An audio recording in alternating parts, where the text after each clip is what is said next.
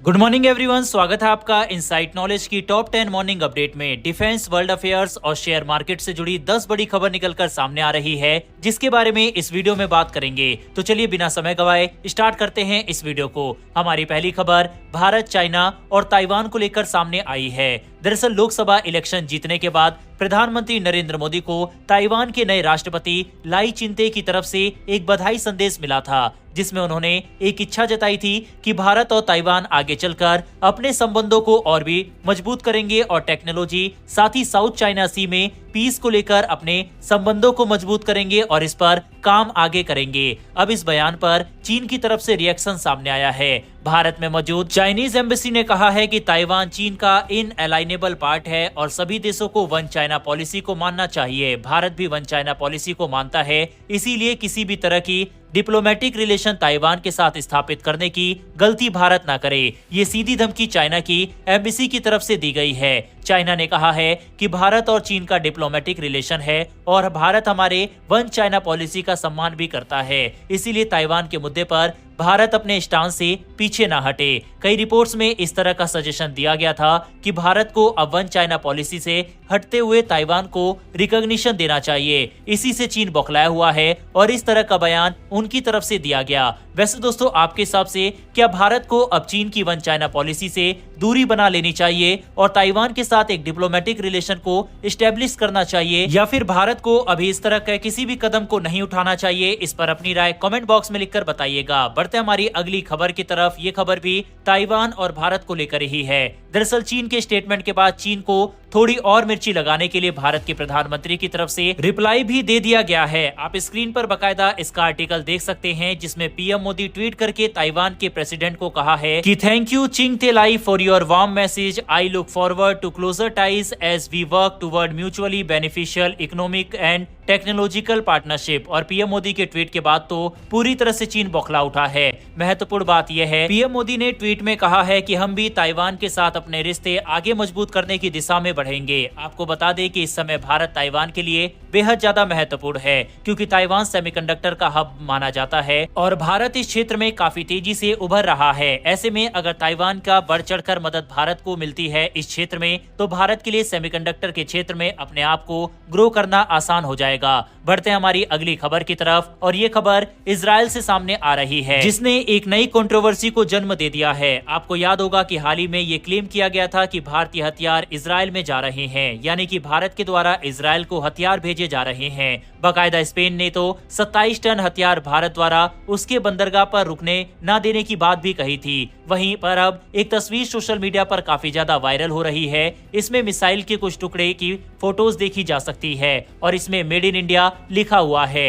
Media की तरफ से ऐसा क्लेम किया जा रहा है कि गाजा में यूनाइटेड नेशन शेल्टर के ऊपर जो मिसाइल अटैक किया गया था, उसमें मेड इन इंडिया मिसाइल का ही इस्तेमाल किया गया था। हालांकि दोस्तों, इसकी पुष्टि हम नहीं करते कि भारत ने इजराइल को हथियार भेजे हैं या फिर नहीं, लेकिन कई जगह पर इस समय ऐसी रिपोर्ट जरूर आ रही है कि भारत भारी मात्रा में इजराइल को हथियार पहुंचा रहा है। वैसे आपको क्या लगता है कि क्या जिस तरह से अमेरिका ने इजराइल को हथियार देने में कटौती की है, क्या भारत इजराइल को हथियार भेज सकता है, या फिर इंटरनेशनल प्रेशर की वजह से भारत ऐसा नहीं करेगा? इस पर अपनी राय कमेंट बॉक्स में लिखकर जरूर बताइएगा। बढ़ते हमारी अगली खबर की तरफ। ये खबर दोस्तों अमेरिका के रिएक्शन को लेकर है। दरअसल जैसा कि हमने बताया कि ताइवान की विवाद पर चीन की तरफ से भारत को ताइवान मुद्दे से दूर रहने की हिदायत दी गई थी, जिस पर अमेरिका का भी रिएक्शन सामने आया। अमेरिका की तरफ से कहा गया कि इस तरह से कांग्रेचुलेशन करना लाई चिंते का भारतीय प्रधानमंत्री को ये पूरी तरह से डिप्लोमेटिक बिजनेस में बहुत आम सी बात है, इसीलिए इस पर चीन का इस तरह से रिएक्शन करना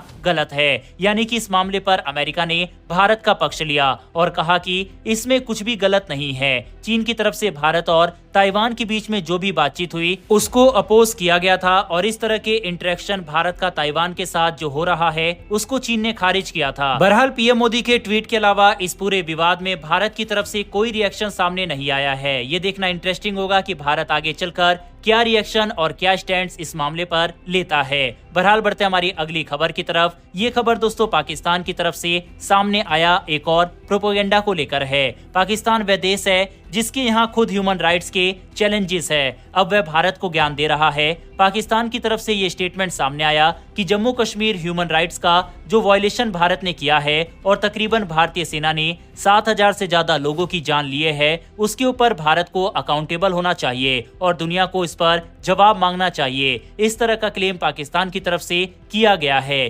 पाकिस्तान ये भूल गया है कि ये भारतीय आर्मी है, न कि पाकिस्तानी आर्मी, कि आम लोगों के साथ गलत करे। इसके अलावा पाकिस्तान में मौजूद हिंदू और सिख यानी कि माइनॉरिटी के साथ जो पाकिस्तान में हो रहा है और पीओके में जिस तरह का आतंक पाकिस्तान आर्मी ने मचा रखा है, इस पर पाकिस्तान को कुछ नहीं दिखता। हालांकि इस पूरे विषय के ऊपर भारत की तरफ से कोई भी प्रतिक्रिया अभी तक देखने को नहीं मिली है। वैसे उम्मीद यही है कि भारत की तरफ से भी यही रिएक्शन देखने को मिलेगा जो कि हमने आपको बताया है। बहरहाल बढ़ते हमारी अगली खबर की तरफ। ये खबर भारत की सिक्योरिटी को लेकर है। दरअसल 4 जून को दिल्ली पुलिस की तरफ से ये बताया गया कि 3 लोग फर्जी आईडी दिखाकर भारत की पार्लियामेंट में ही घुसने की कोशिश कर रहे थे। इन तीनों के पास फर्जी आधार कार्ड था और इनका नाम कासिम, मोनिस और सोएब था। दिल्ली पुलिस ने इन पर कई तरह के सेक्शन लगाकर गिरफ्तारी की है और इस पूरे मामले के ऊपर अपनी जांच बैठा दी है। हमने देखा है कि पिछले कुछ समय में कई तरह की इस तरह की घटना सामने आई है जिसमें भारत की पार्लियामेंट में कुछ इस तरह की हरकत करने की कोशिश की गई। हालांकि इसके बाद भारत ने सिक्योरिटी काफी ज्यादा बढ़ा दी है। इसी का नतीजा है कि इन लोगों को पहले ही दबोच लिया गया। बहरहाल इस विषय पर अपनी राय कमेंट बॉक्स में लिखकर बताइएगा। बढ़ते हमारी अगली खबर की तरफ जो कि डिफेंस सेक्टर से जुड़ी हुई है, जहां पर भारत की प्राइवेट कंपनी GRSE यानी garden reach ship builders engineers, जो कि भारत की उभरती हुई शिप बिल्डिंग कंपनी है, ये DRDO के लिए एक रिसर्च वेसल तैयार कर सकती है। DRDO के इस प्रोजेक्ट के लिए इस कंपनी ने $500 करोड़ की सबसे बड़ी बिड की थी और ऐसी उम्मीद जताई जा रही है कि ये डील GRSE को ही मिलने वाली है। हालांकि DRDO की तरफ से ये बताया गया है कि अभी इस पर नेगोशिएशन वगैरह चल रहा है। प्राइवेट कंपनी का रोल डिफेंस सेक्टर में अब काफी ज्यादा बढ़ रहा है। Private company drone, ship, helicopter, tank, बख्तरबंद गाड़ियां आदि इस समय बना रही है, जो कि आगे चलकर दूसरे देशों को बेचा भी जाएगा और इससे भारत का एक्सपोर्ट भी काफी ज्यादा बढ़ेगा। अगर भारत को अपने डिफेंस सेक्टर को ज्यादा से ज्यादा ग्रो करना है तो प्राइवेट सेक्टर कंपनी को इसमें इन्वॉल्व करना होगा और यही भारत की DRDO और अन्य संस्थाएं कर रही है, जिसमें कुछ तरह की तकनीक इन कंपनियों को देकर काम कराया जा रहा है। साथ ही प्राइवेट कंपनी भी दूसरे देशों की कंपनियों के साथ मिलकर कई डिफेंस इक्विपमेंट भारत में ही बना रहे हैं, जो कि मेक इन इंडिया के तहत बनाए जा रहे हैं और ये भारत के डिफेंस सेक्टर के लिए काफी ज्यादा महत्वपूर्ण है। बहरहाल बढ़ते हमारी अगली खबर की तरफ जो कि यूनाइटेड नेशन से निकलकर सामने आ रही है। दरअसल यूनाइटेड नेशन ने अपने नॉन परमानेंट मेंबर्स को चुन लिया है। 1 जनवरी 2025 के बाद पाकिस्तान, सोमालिया, पनामा, डेनमार्क और ग्रीस ये नॉन परमानेंट मेंबर होंगे। लेकिन दोस्तों यहाँ पर इंटरेस्टिंग बात यह है कि किसी भी देश को यूएन में नॉन परमानेंट मेंबर बनने के लिए कुल 124 देशों के वोट की जरूरत होती है और इंटरेस्टिंगली पाकिस्तान को यूएन में 182 वोट मिले, यानी कि तकरीबन 182 देशों ने नॉन परमानेंट मेंबर पाकिस्तान को बनाने के लिए मोहर लगाई। भारत सबसे ज्यादा यूएन में नॉन परमानेंट मेंबर बनने वाले देशों में से एक है, जिसे तकरीबन 8 बार चुना गया है। यही कारण है कि भारत क्लेम करता है कि भारत को अब यूएन का परमानेंट मेंबर बनाया जाए। लेकिन आपको बता दें कि यूनाइटेड नेशन के नॉन परमानेंट मेंबर की सीट इस बार मिलने के बाद पाकिस्तान का भी आंकड़ा 8 हो गया है। यही कारण है कि पाकिस्तान भी ये क्लेम करता है कि उसे भी यूएन का परमानेंट मेंबर बनाया जाए और अब 8वीं बार नॉन परमानेंट सीट मिलने के बाद पाकिस्तान का क्लेम और भी ज्यादा मजबूत हो जाएगा। हालांकि उसे भी पता है कि उसे यूएन का परमानेंट मेंबर नहीं बनाया जाएगा, लेकिन वह इस तरह की हरकत जरूर करेगा जिससे भारत की परमानेंट सदस्यता में रुकावट पैदा हो। अब देखा जाए तो दोस्तों यूएन लगातार अपनी छवि खराब करता जा रहा है। सोमालिया जैसे देशों को चुना जाना फिर भी पाकिस्तान जैसे देशों से तो काफी बेहतर है। ये वही पाकिस्तान है जो आतंकवाद फैलाता है, FATF की ब्लैकलिस्ट में रहा है, IMF लोन कंट्री है। ऐसे देश को यूएन का नॉन परमानेंट मेंबर चुना जाना काफी आश्चर्य की बात है। हालांकि नॉन परमानेंट सदस्यता कोई बड़ी बात नहीं है, लेकिन अमेरिका और चीन ने भी पाकिस्तान का इसमें सपोर्ट जरूर किया। भारत के लिहाज से ये चुनौतीपूर्ण इसलिए होगा क्योंकि जब भारत किसी आतंकवाद को यूएन में आतंकी घोषित करेगा तो चीन के बाद अब पाकिस्तान भी विरोध इसका जरूर करेगा। बहरहाल पाकिस्तान का यूएन में नॉन परमानेंट बनने के ऊपर आपकी क्या राय है, कमेंट बॉक्स में लिखकर जरूर बताइएगा। बहरहाल बढ़ते हमारी आज की आखिरी खबर की तरफ जो कि स्टॉक मार्केट से सामने आ रही है। हम लगातार 2-3 दिन से आपको बता रहे हैं कि मार्केट अब काफी ज्यादा हाई रहने वाला है और वही हमें देखने को मिला। कल भी सेंसेक्स और निफ्टी 2-2% तक बढ़े हैं और भारत के सभी सेक्टर ग्रीन रहे।